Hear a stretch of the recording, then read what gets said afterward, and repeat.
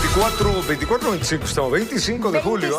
¿Ve usted? Ha volado este mes también. Hoy tenemos las fiestas julianas, así que un abrazo fraterno a la ciudadanía en la ciudad de Guayaquil. Acá en la capital ya hay sol, hay otras localidades también que están festejando fiestas de cantonización, así que en varios puntos hay vacaciones. Nosotros seguimos trabajando siempre para tenerles informados. Nosotros decimos que es el mejor día de la semana y claro con eso nos basta. Así que vaya usted, salga, disfrute, haga deporte, desayune rico y vaya a trabajar, estudiar, lo que tenga presente para que el día sea extraordinario.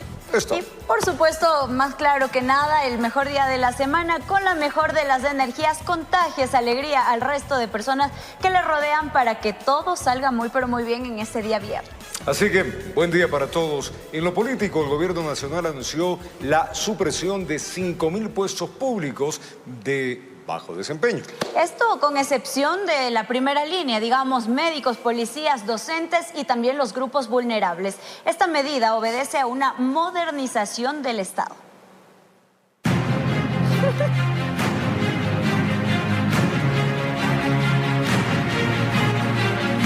El gobierno nacional confirmó este 24 de julio que prevé la desvinculación de 5.000 servidores públicos como parte de un proceso de modernización del Estado. La medida forma parte de una reestructuración administrativa enfocada en mejorar la eficiencia del aparato estatal. El resultado, digamos, de esta mirada de eficiencia ha sido detectar que hay funcionarios que obstruyen el trabajo eficiente que se quiere hacer en las distintas carteras del Estado. No se puede mantener a funcionarios que impiden que se lleve a cabo el trabajo de forma excelente y transparente. La vocera presidencial explicó que estas desvinculaciones obedecen a evaluaciones técnicas individuales a funcionarios pertenecientes a 2 sectores del Estado y que el objetivo es fortalecer el servicio público. Está el Ejecutivo y el IES. Hay un informe por cada funcionario que está siendo desvinculado. Muestran que estos funcionarios no estaban sumando y no estaban cumpliendo como debían cumplir frente a las funciones que tenían dentro de estos ministerios. De este proceso quedan excluidos funcionarios de áreas estratégicas. No hay ningún funcionario como médicos, enfermeros, policías, ni militares, ni tampoco personas que están en grupos vulnerables. Según cifras oficiales, el sector público cuenta con más de 650.000 trabajadores. Esta reducción representa menos del 1% de este total. La portavoz también adelantó que el gobierno planea abrir nuevas plazas en los próximos meses. En los próximos meses se abrirá un concurso o un proceso en el que se abrirán nuevas partidas para vincular precisamente a jóvenes que quieran participar y que quieran vincularse al servicio público. Con esta decisión, el Ejecutivo busca alinear la gestión estatal con criterios de productividad y eficiencia. Informó Miguel Ángel Bedoya. Adicionalmente, el gobierno determinó la reducción de la estructura del Ejecutivo en un 41% con la fusión de varios ministerios y secretarías, esto como parte de un proceso de optimización estatal. En el marco de un proceso de reestructuración del Estado, otro de los anuncios presentados por la vocera oficial del gobierno, se anunció que mediante decreto ejecutivo número 60, se oficializó la fusión de varias entidades del Ejecutivo. Esta medida se suma al plan de optimización de recursos que impulsa el presidente Daniel Noboa.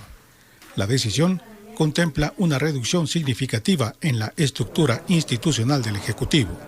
Pasan de existir 20 ministerios a 14 ministerios y las secretarías pasan de ser 9 secretarías a 3 secretarías. Esto significa que se reducen en un 41% el número de carteras de Estado que conforman el Poder Ejecutivo. De esta manera, se ejecutarán varias fusiones. El Ministerio de Desarrollo Urbano y Vivienda se fusiona al Ministerio de Transporte y Obras Públicas, el Ministerio de Cultura y Patrimonio se fusiona al Ministerio de Educación, el Ministerio del Deporte se fusiona al Ministerio de Educación, el Ministerio de la Mujer y Derechos Humanos se fusiona al Ministerio de Gobierno, el Ministerio del Ambiente, Agua y Transición Ecológica al Ministerio de Energía y Minas, la Secretaría de Educación Superior, Ciencia, Tecnología e Innovación se fusiona al Ministerio de Educación. El Ministerio de Turismo se fusiona al Ministerio de Producción, Comercio Exterior, Inversiones y Pesca. La Secretaría Técnica Ecuador Crece sin Desnutrición Infantil se fusiona al Ministerio de Inclusión Económica y Social. La Secretaría de Inversiones Público-Privadas se fusiona al Ministerio de Transporte y Obras Públicas. La Secretaría Técnica de Gestión Inmobiliaria del Sector Público se fusiona a la Secretaría General de Administración de la Presidencia de la República. La Secretaría Nacional de Planificación se fusiona a la Secretaría General de Administración Pública y Gabinete. La Secretaría Técnica del Comité Interinstitucional de Prevención de Asentamientos Irregulares al Ministerio de Transporte y Obras Públicas. También se ejecutarán traslados. El Viceministerio de Acuacultura y Pesca se fusiona al Ministerio de Agricultura y Ganadería. Y finalmente, adscripciones de varias entidades del Estado. El Servicio Nacional de Atención Integral a Personas Adultas Privadas de la Libertad y Adolescentes Infractores de SNAI se adscribe al Ministerio del Interior. El Servicio Integrado de Seguridad ECU 911 se adscribe al Ministerio del Interior. Las nuevas entidades concentrarán funciones afines para evitar duplicidades y mejorar la coordinación interinstitucional, informó Miguel Ángel Bedoya. Trabajadores anuncian medidas de hecho en respuesta a este reglamento de la Ley Orgánica de Integridad Pública, ya que según denunciaron, se pretende afectar la estabilidad laboral de los servidores públicos. La primera reacción al reglamento de la Ley Orgánica de Integridad Pública, emitida por el Ejecutivo, salió del Frente Unitario de Trabajadores FUT y Coordinadora de Organizaciones Sociales. Nosotros no nos oponemos a que realicen las evaluaciones, pero que hagan unas evaluaciones como ya se lo ha dicho técnicamente. Le hemos dicho que comiencen desde las cabezas de los alcaldes, de los prefectos, de los gerentes de las áreas del sector público. Los sindicalistas rechazan que la evaluación se la pretenda iniciar con quienes tienen nombramiento provisional. Pone en riesgo las fuentes de trabajo de los trabajadores o servidores que estaban bajo servicios complementarios o los contratos ocasionales, que son cerca de 110,000 servidores públicos. Adicionalmente a eso, se suman a más de 50,000 servidores públicos que estaban con nombramientos provisionales. En el sector de la educación, son aproximadamente 44,000 maestros y maestras que trabajan bajo calidad de contrato o nombramiento provisional. En el sector de la salud se conoce que son aproximadamente 60,000. Como ya ha ocurrido con otros sectores, depositan su confianza en el accionar de la Corte Constitucional. Y me parece que la Corte Constitucional está desentendiéndose de lo que está sucediendo en el país y me parece que debe ser más breve en tomar las decisiones y tomar las medidas cautelares que nosotros hemos demandado con las demandas. Cuyo complemento será la convención del 16 de agosto, donde se decidirán medidas de hecho, que podría ser un paro nacional, informó Héctor Romero. El Ejecutivo y la Corte Nacional de Justicia enviaron sus ternas al Consejo de Participación Ciudadana para integrar el Consejo de la Judicatura. La Comisión Técnica verificará que los postulantes cumplan con todos los requisitos. El Consejo de Participación Ciudadana y Control Social recibió la terna enviada por el presidente de la República para la designación de uno de los vocales del Consejo de la Judicatura. Con esta entrega, se completaron las 5 propuestas institucionales remitidas a esta entidad. El oficio presidencial fue remitido este miércoles 24 de julio y contiene los nombres de Ivonne Elizabeth Núñez Figueroa, actual ministra de Trabajo, Damián Alberto Larco, actual director del Servicio de Rentas Internas, en sustitución de Gilberto Pino Herrera, y María Gabriela Vinuesa.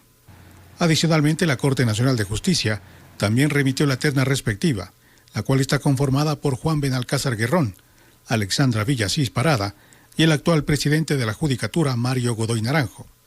Previamente, la Asamblea, la Fiscalía General del Estado y la Defensoría Pública ya cumplieron con este requisito. El proceso de designación de los 5 vocales del Consejo de la Judicatura requiere la recepción de ternas provenientes de estas 5 instituciones. El Consejo de la Judicatura es el organismo encargado del gobierno, administración y disciplina de la función judicial en el país. La conformación definitiva de su pleno es clave para garantizar el funcionamiento del sistema judicial y la independencia institucional. Una vez recibidas todas las ternas, el Consejo de Participación podrá avanzar con el proceso de evaluación, comparecencias y eventual designación de los nuevos vocales y del presidente de esta entidad, informó Miguel Ángel Bedoya. Voces a favor y en contra se generaron por la posible declaratoria de emergencia en la función judicial.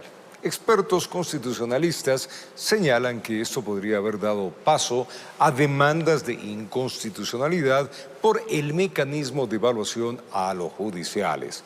La Federación Nacional de Abogados señala que serían partidarios de la medida debido a los actos de corrupción registrados en ese poder del Estado. Miremos. La tan anunciada declaratoria de emergencia en la función judicial ya tendría fecha de nacimiento y sería en agosto, y llegaría con voces a favor y en contra. El constitucionalista Ismael Quintana cree que no era necesaria la reforma al Código Orgánico de esta función del Estado, incluida en la Ley de Integridad Pública, porque ya se contemplaba la evaluación a los judiciales. El Código Orgánico de la Función Judicial, desarrollando esa disposición constitucional, ya establece claramente cuáles son los parámetros de evaluación y cuáles son las consecuencias de no superar la primera evaluación, que no es ni de lejos la remoción como se pretende ahora, sino el sometimiento a una segunda evaluación. A Quintana le preocupa los superpoderes que se le estaría entregando al titular del Consejo de la Judicatura, en este caso, a Mario Godoy. Nos hemos inventado una suerte de excepción o de emergencia, como se llama en la reforma, para que extraordinariamente sea un funcionario.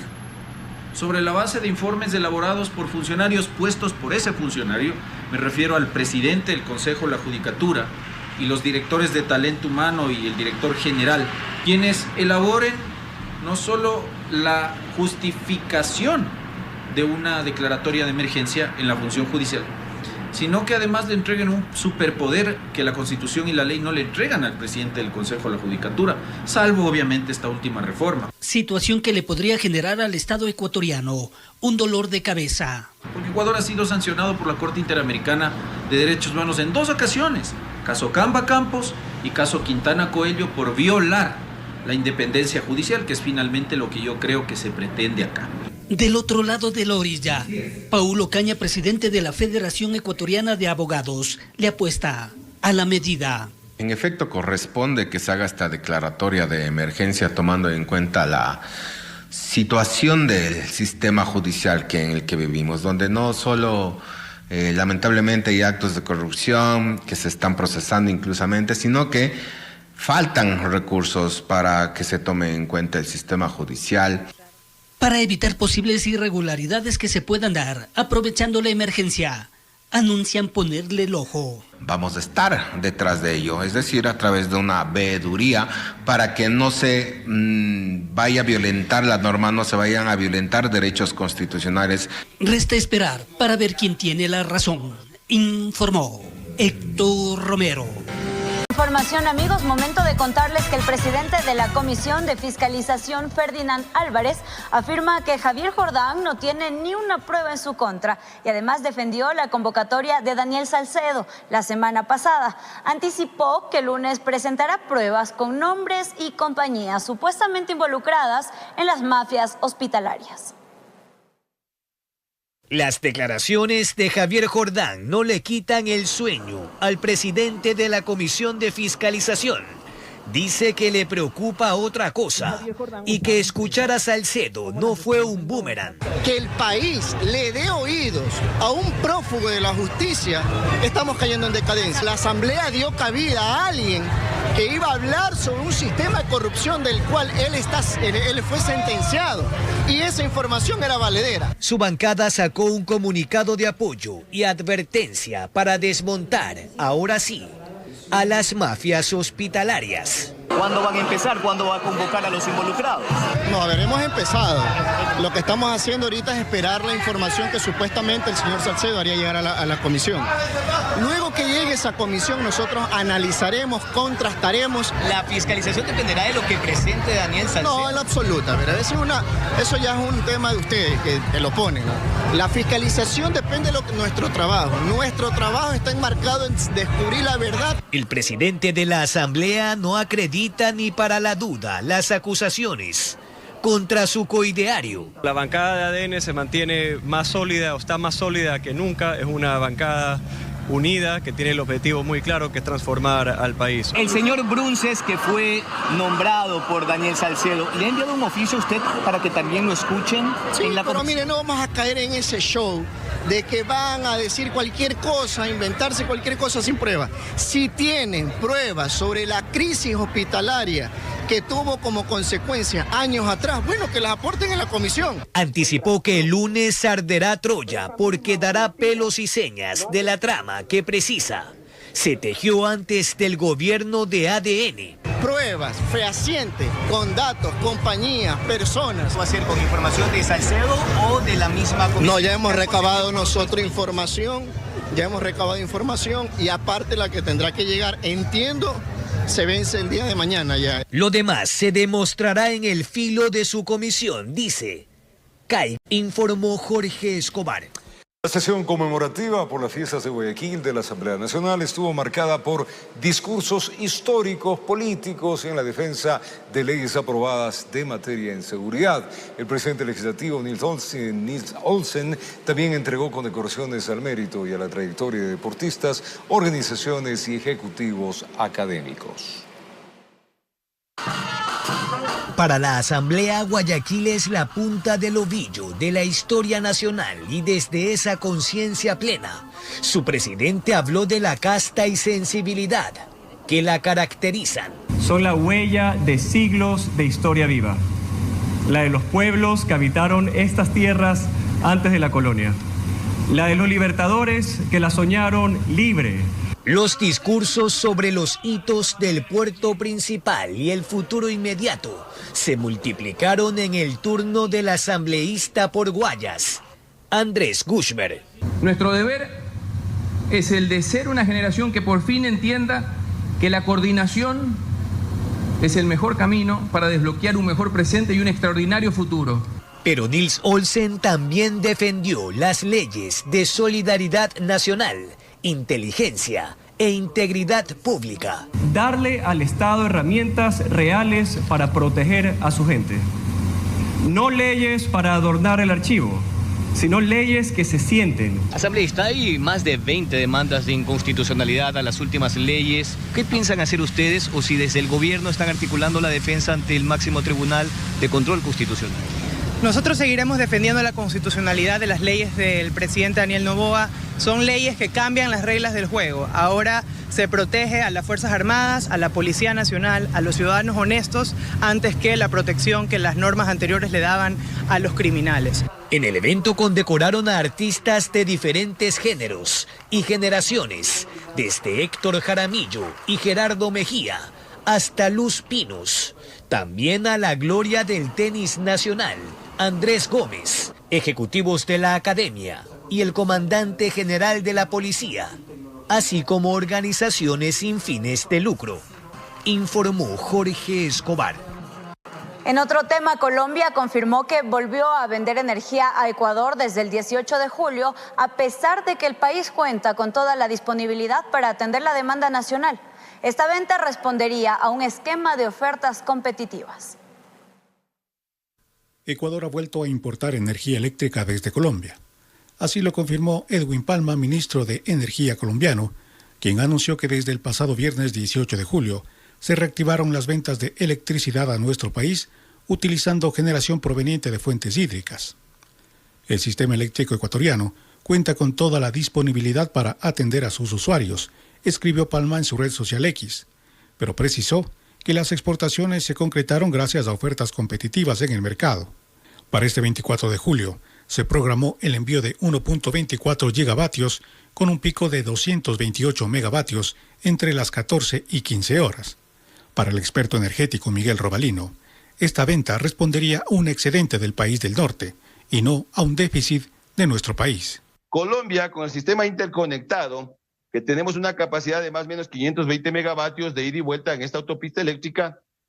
El que suministra energía es una parte justamente cuando usted tiene excedente de energía. Así como lo hicimos en Ecuador, cuando hemos tenido excedente de energía, le hemos vendido energía a Colombia, porque hay que entender que este es un commodity, y al ser un commodity, es decir, yo necesito desfasar esa energía justamente de mi generación hasta por un tema técnico. Días atrás, desde el Ministerio de Energía, se anunció una inversión de $165 millones para incorporar 200 megavatios en soluciones de generación y que en total se sumarían 979 megavatios al sistema nacional para evitar apagones, algo que de acuerdo al experto se estaría manejando de manera adecuada. De las inversiones que está proponiendo o ha planteado de los contratos para comprar generación, lo importante es cuánto de esa generación va a estar disponible en el momento adecuado. Con la llegada del próximo mes de agosto, se esperaría una disminución significativa en el caudal de ríos y, por tanto, en la producción hidroeléctrica. Sin embargo, el país ha comenzado a reforzar su abastecimiento a través de compras externas. La cartera de energía ha planteado que no vamos a tener apagones porque se entendería que con el análisis técnico, con los indicadores que se manejan en estos modelos de industria eléctrica, lógicamente, con esos indicadores han determinado que va a haber el abastecimiento.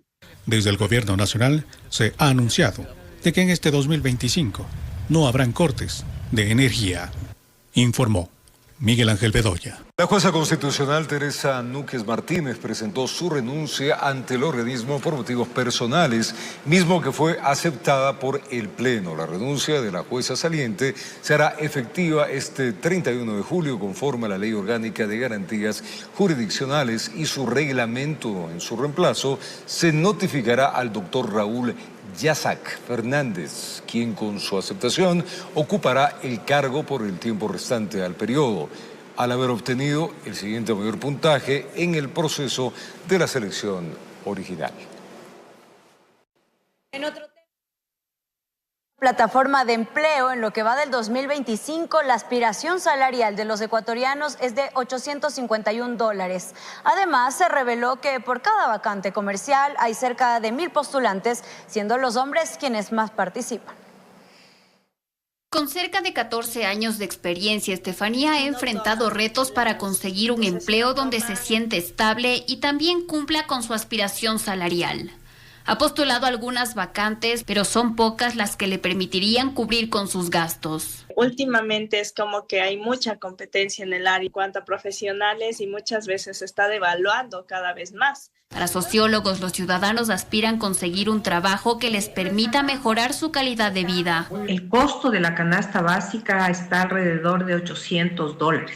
Sin contar con cosas que yo considero que deberían estar incluidas, ¿no? Que tiene que ver con temas de recreación necesarias para los trabajadores. Según un estudio de una plataforma de empleo, la aspiración salarial de los ecuatorianos es de $851. Nos llama la atención que el salario pretendido promedio aumentó en un 2.4% en el primer semestre del 2025, si lo comparamos con lo que fue el primer semestre del año anterior.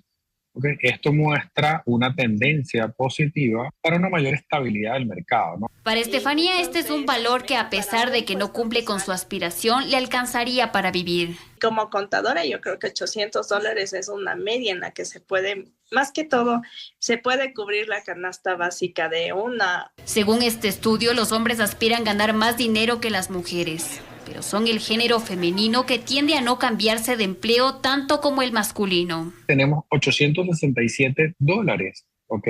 Aspira el género masculino y 807 el género femenino. Otro de los datos expuestos fue que por cada vacante de negocios que se publica en la plataforma hay 1,000 postulantes. Y esa es una realidad que ha enfrentado Estefanía incluso en ferias de empleo. Fue como que aterrador ver tantas personas sin empleo. Habían 17,000 personas y supuestamente habían 2,000 vacantes. Para los especialistas, los interesados aspiran en algunos casos pasar los primeros filtros para llegar a un acuerdo con el empleador.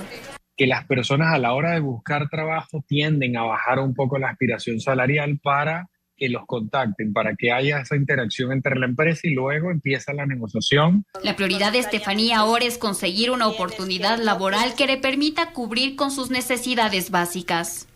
informó Solange. Regreso, amigos, con las noticias que anunciamos. Empresas fachadas que movían millones de dólares vinculados a la actividad criminal del grupo de delincuencia organizada Los Lobos fueron incautadas durante un operativo ejecutado en 7 provincias del país que dejó al menos 65 detenidos y 27 casas allanadas. Un macrooperativo. En el marco de este golpe se han decomisado también 18 toneladas de droga valoradas en 715 millones de dólares.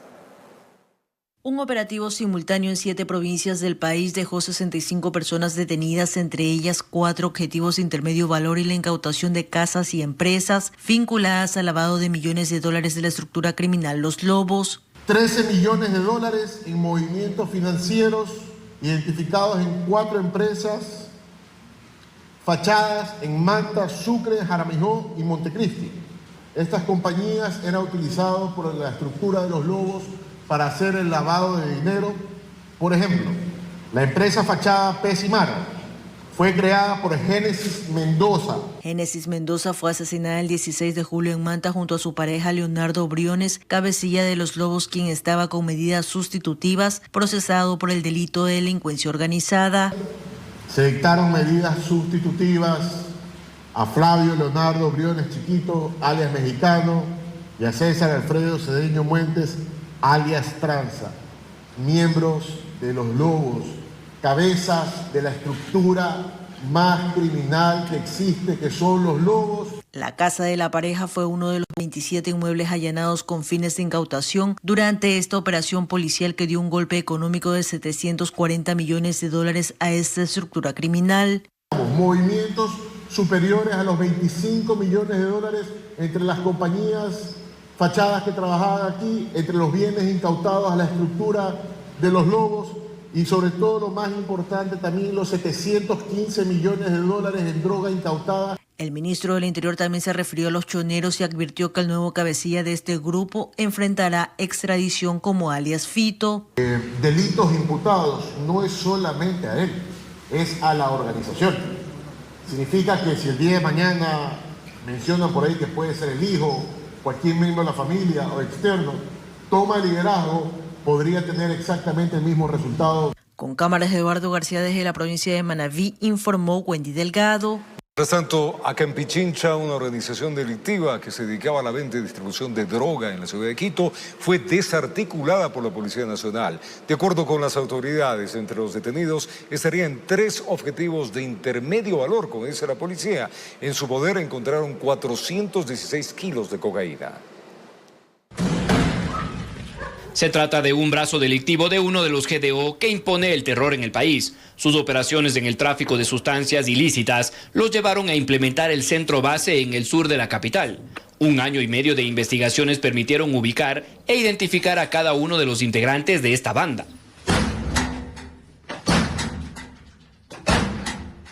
Esta estructura delictiva perteneciente a la organización terrorista Los Lobos se dedicaba al tráfico ilícito de sustancias catalogadas a fiscalización y demás delitos. Apoderándose del tráfico de drogas en la urbe, se encargaban de acopiar, distribuir y vender el alcaloide. La droga llegaba desde las provincias fronterizas del norte del país y la entregaban en toda la capital.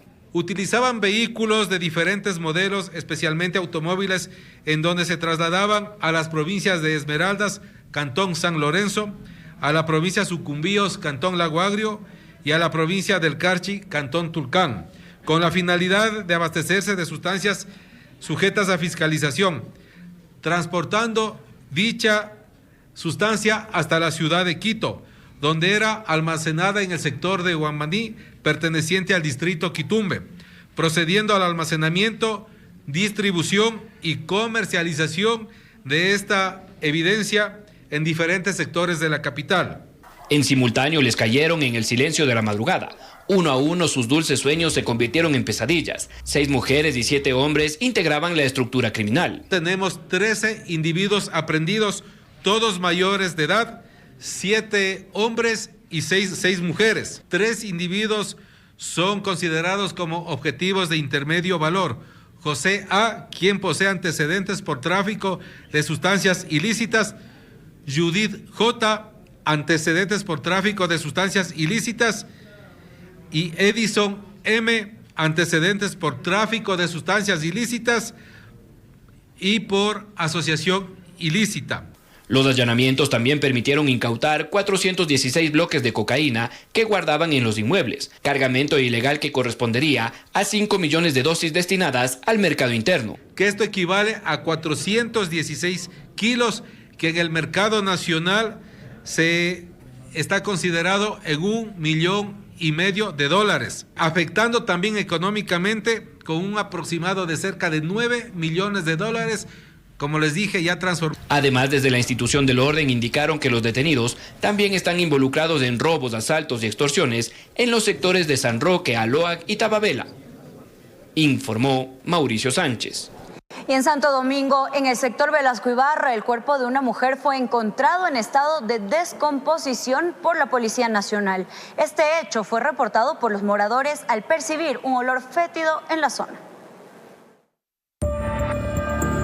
El cuerpo de una mujer fue encontrado en una zona rural de Santo Domingo. La alerta de este lamentable hecho se recibió la mañana del jueves 24 de julio en el sector Velasco Ibarra. Fuimos alertados por moradores del sector de que percibían olores nauseabundos. Primero llega el personal preventivo, el cual ya se percata de que aparentemente existe una persona enterrada. Los agentes sacaron el cadáver en un plástico negro y fue llevado a la morgue para el proceso correspondiente.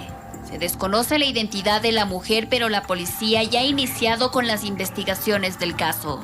Hasta el momento no se puede dar más detalles porque ya está en estado de descomposición. Tendrían que nuestras unidades determinar a través de las huellas dactilares o prendas de vestir o documentos que pueda tener dicho cuerpo para poder determinar a quién corresponde. Esa zona es considerada como peligrosa según los moradores del sector. Para ellos, esta es una vía abandonada que la vuelve escenario para que hechos como ese sucedan. Que más adelante, donde hay otra construcción, también mataron en una camioneta, por allá botaron en una ladera a otras personas. La policía manifestó que en el sector es la primera alerta que se recibe de una persona fallecida, pero que se realizan patrullajes para mitigar la delincuencia en el sector. Como ustedes ven, es una vía de tercer orden, no existen cámaras, no existe alumbrado, entonces es un lugar sólido, pero nuestras unidades igual recorren la vía. Aquí tenemos un circuito Velasco Ibarra que la patrulla recorre estos sectores. Informó Solange Mateu. Contarles ahora que un hombre y una mujer fueron baleados cuando se movilizaban en un taxi. Esto ocurrió la noche de ese día jueves en la parroquia Anconcitos, en el cantón Salinas.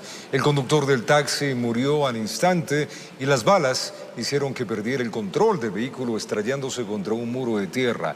La mujer fue llevada hasta una casa de salud.